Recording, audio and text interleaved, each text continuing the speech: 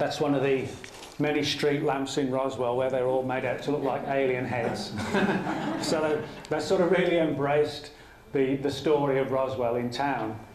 A lot of people don't realise that the Roswell incident itself, by name, the event itself actually occurred about 2 hours drive from the town of Roswell, and it was even in a different county.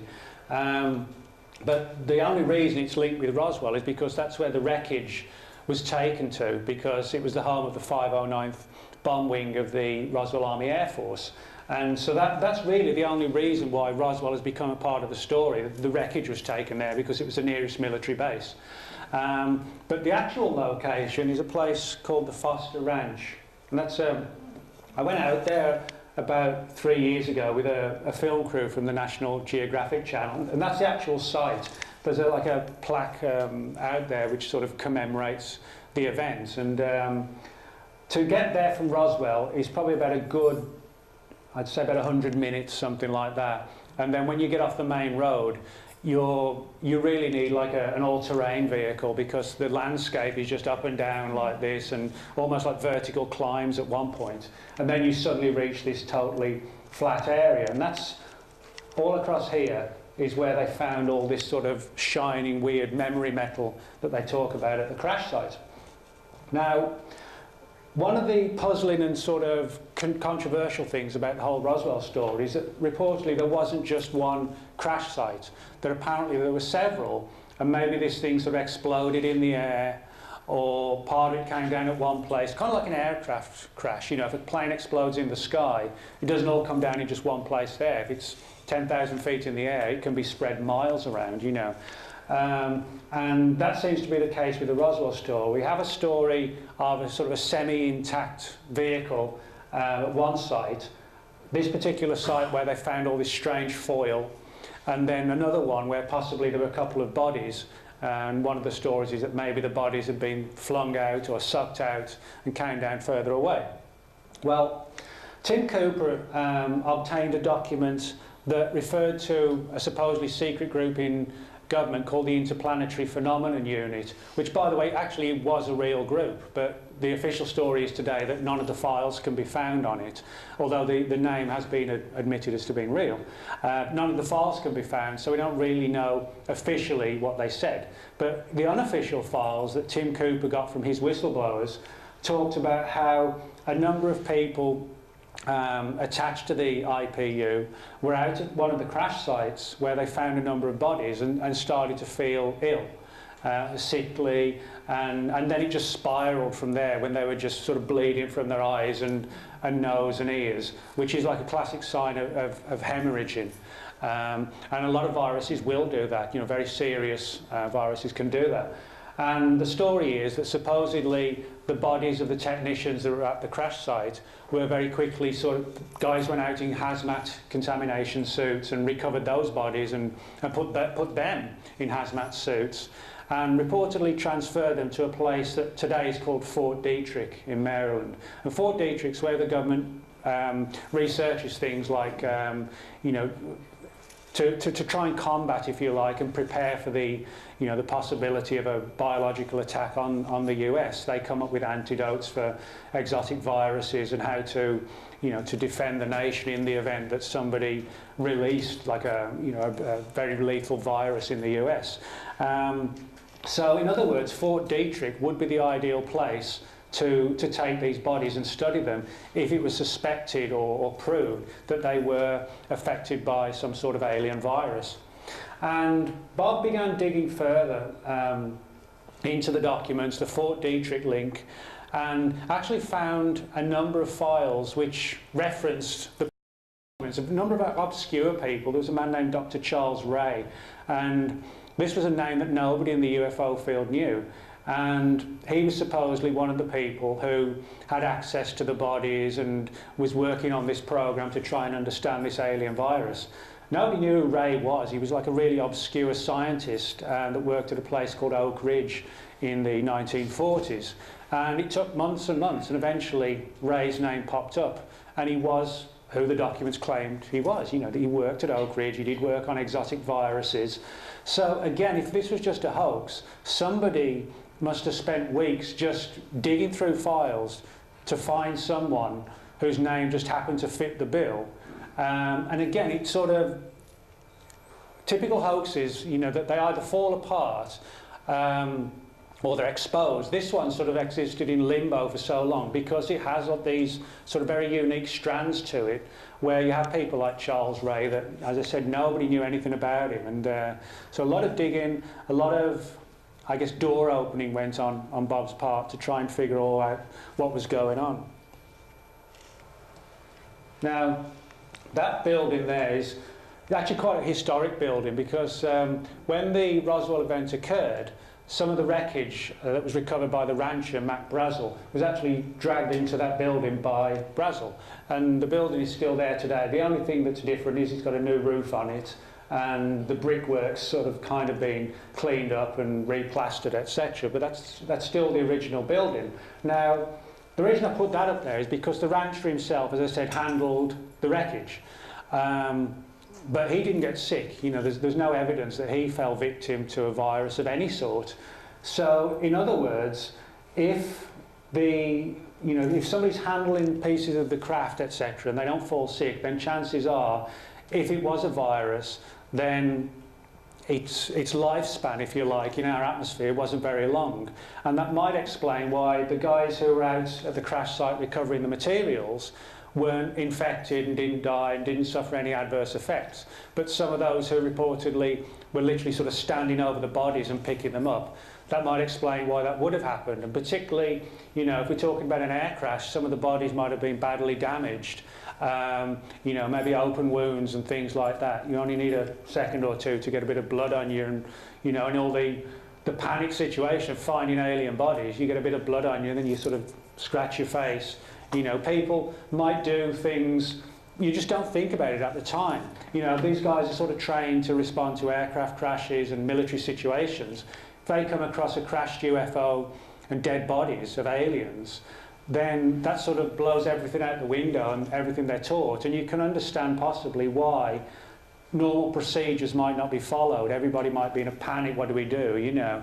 And you can understand how possibly somebody may have become infected, you know, just sort of standing in amazement, staring at this little body or whatever. So that's really how the thing began for Bob Wood, was with the Cooper documents and then trying to verify whether the stories were real or not. Now, I won't make that out too well, but it's actually a license plate which says HQ, Interplanetary Phenomenon Unit, Science and Technology, Counterintelligence, and it says Washington, D.C. at the bottom.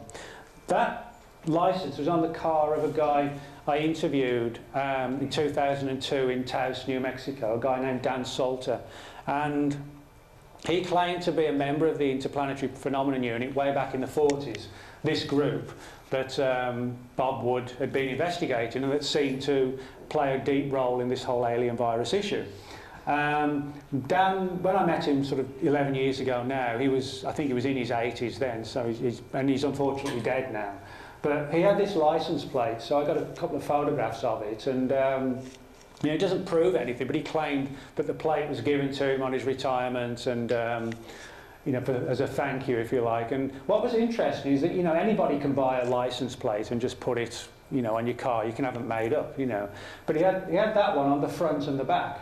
And in the week I was in Taos and chatting with him, you know, we're driving around with cops in town, and he never got stopped for having, you know, if it's a bogus plate, you know, it's a Washington DC plate, there's, you know, just as the Interplanetary Phenomenon Unit, he was never stopped, you know, and I kind of found that a little bit unusual, that it was had a really weird license plate, but nobody in the official world seemed to take any notice of it, which was kind of a bit strange. And he told a story as well of Roswell and the idea that possibly there'd been some sort of biological hazard at the crash site where there was contamination of the personnel. So again, it doesn't prove anything, but it's little fragments of stories like this that seem to add to the overall tale that crashed UFO incidents on several occasions at least have resulted in some sort of hazardous situation.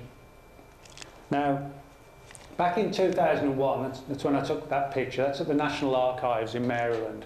I went with Ryan, Bob's son, to the National Archives, and we spent a lot of time digging into the official files that are held there.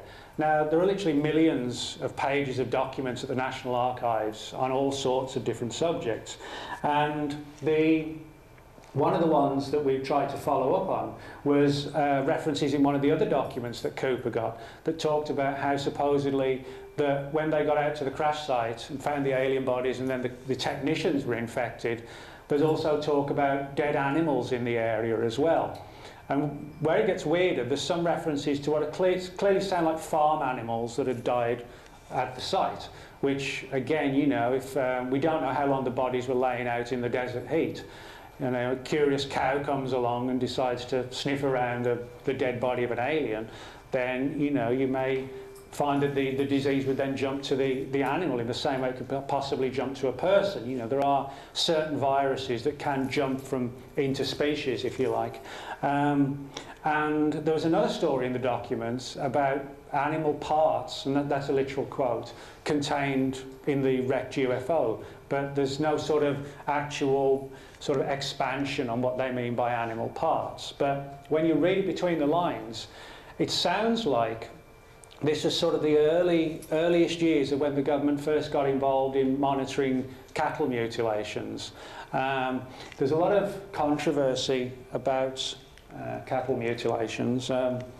I took that picture about a few years ago. That's about as close as I could get to it because he started to turn a bit mean, as you can probably tell from the picture.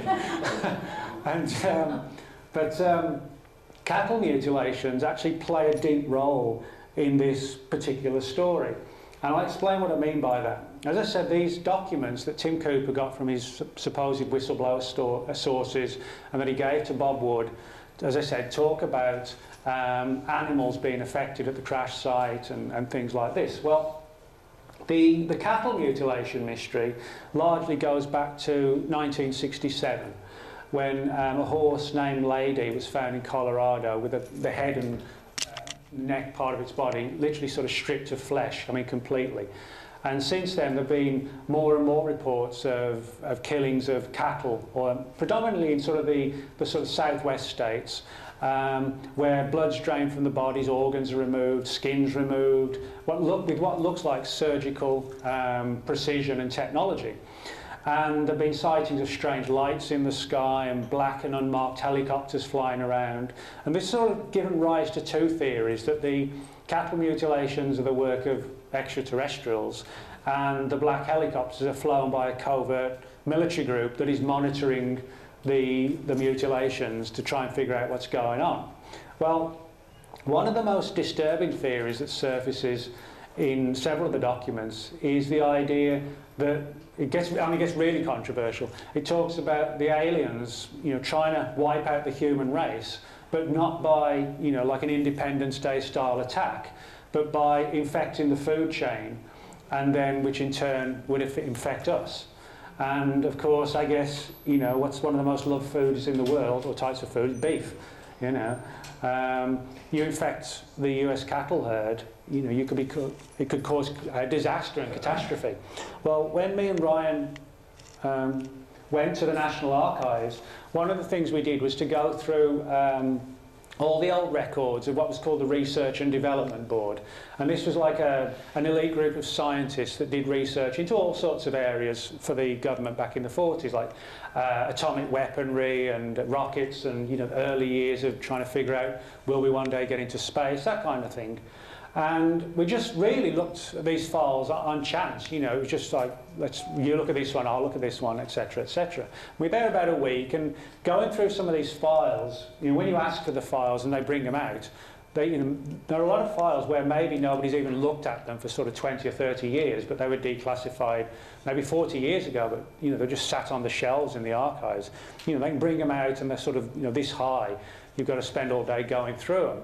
But we found one file which actually dated from late 47, and it dealt with a small committee that was set up to secretly monitor the cattle herd and farm animals in the event that it talks about like hostile forces infecting the US cattle herd.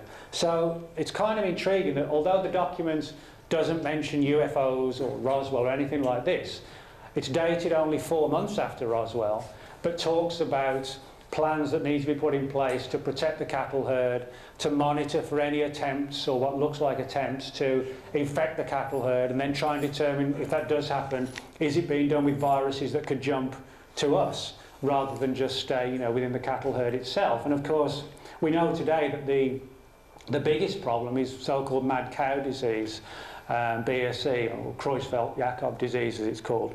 In England, where I'm originally from, there was a big outbreak of that in the 1990s, and the sales of beef just plummeted. I mean, people just stopped eating beef because you had cases surfacing here and there, you know, of people's their brains just disintegrating. And a lot of questions have been asked about the BSE outbreaks. You know, how did it spread? For example,